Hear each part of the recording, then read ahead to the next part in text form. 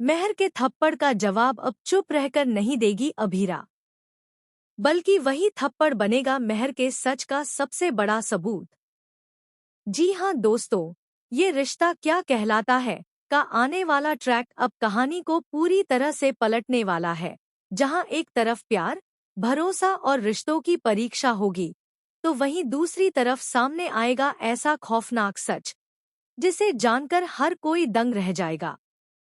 कहानी में अब तक आपने देखा कि अभीरा ने ठान लिया है कि वह मेहर का असली चेहरा सबके सामने लाकर ही दम लेगी। उसने मेहर को खुला चैलेंज दिया है, या तो तुम खुद सच बता दो या मैं सबको बता दूंगी। लेकिन मेहर भी कोई साधारण खिलाड़ी नहीं है। वह चालाकी से अभीरा का फोन छीन लेती है, सारे सबूत मिटा देती है और उसे बेहोश छोड़कर वहां से निकल जाती है। उस पल ऐसा लगता है जैसे मेहर एक बार फिर जीत गई। लेकिन असली खेल तो अब शुरू होता है। दूसरी तरफ अभीरा की सबसे बड़ी कमजोरी, उसका अपना परिवार ही उसके खिलाफ खड़ा नजर आता है। मायरा, जो उसकी अपनी बेटी है, वही उस पर भरोसा करने के बजाय मेहर की बातों में आ जाती है। विद्या भी अभीरा को गलत समझती है। जब अभीरा मायरा को समझाने की कोशिश करती है कि जो गिफ्ट्स उसने संभाल कर रखे हैं वो उसकी माँ की यादों से जुड़े हैं, तब भी मायरा उसे ठुकरा देती है। वह साफ कह देती है कि ये सब मेहर आंटी ने उसके लिए किया है। यह सुनकर अभीरा अंदर से टूट जाती है, लेकिन फिर भी वह हार नहीं मानती। यहीं से आता है कहानी का पहला बड़ा ट्विस्ट। अभीरा को पता चलता है कि मेहर ने सिर्फ गलतफहमियां ही नहीं फैलाईं, बल्कि एक बहुत बड़ा अपराध भी छुपा रखा है। वह गुपचुप तरीके से नए सबूत जुटाने लगती है। इसी बीच शादी का दिन आ जाता है। पूरे पोद्दार परिवार में जश्न का माहौल है। हर कोई अरमान और मेहर की शादी की तैयारियों में लगा है। लेकिन किसी को अंदाजा नहीं है कि ये शादी अब एक बड़े तूफान में बदलने वाली है। मंडप में जैसे ही अरमान और मेहर फेरे लेने वाले होते हैं, तभी वहां एंट्री होती है अभीरा की, पूरे कॉन्फिडेंस और गुस्से के साथ। सब हैरान रह जाते हैं।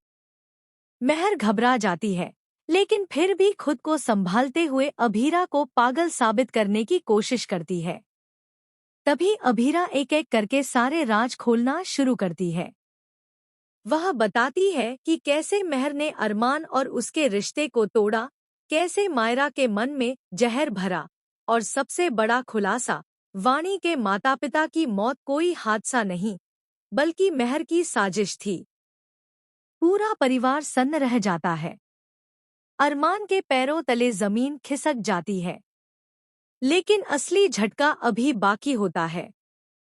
अभीरा जब सबूत दिखाने की बात करती है, तो मेहर अचानक अपना आपा खो बैठती है और गुस्से में आकर उसे थप्पड़ मारने के लिए हाथ उठाती है।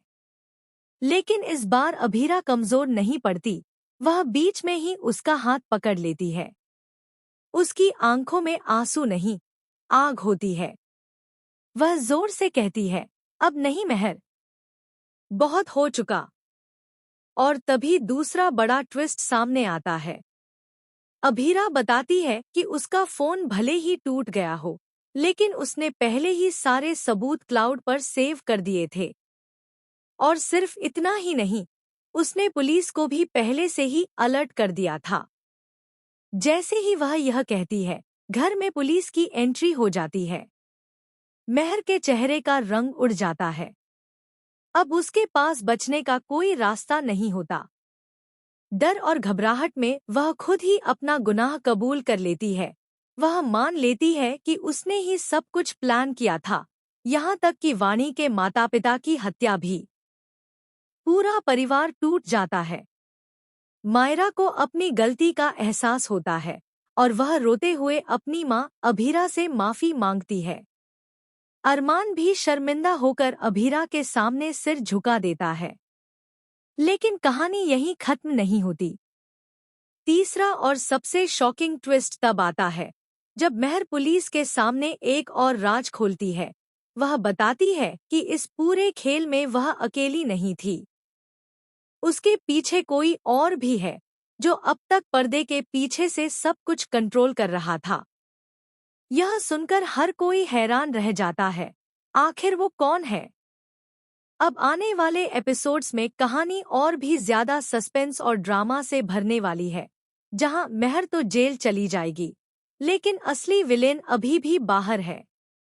तो दोस्तों, क्या आपको लगता है कि अभीरा पूरी सच्चाई तक पहुंच पाएगी? क्या अरमान और अभीरा फिर से एक हो पाएंगे? और आखिर वो छिपा हुआ दुश्मन कौन है? अपनी राय हमें कमेंट में जरूर बताएं और ऐसे ही धमाकेदार अपडेट्स के लिए जुड़े रहिए।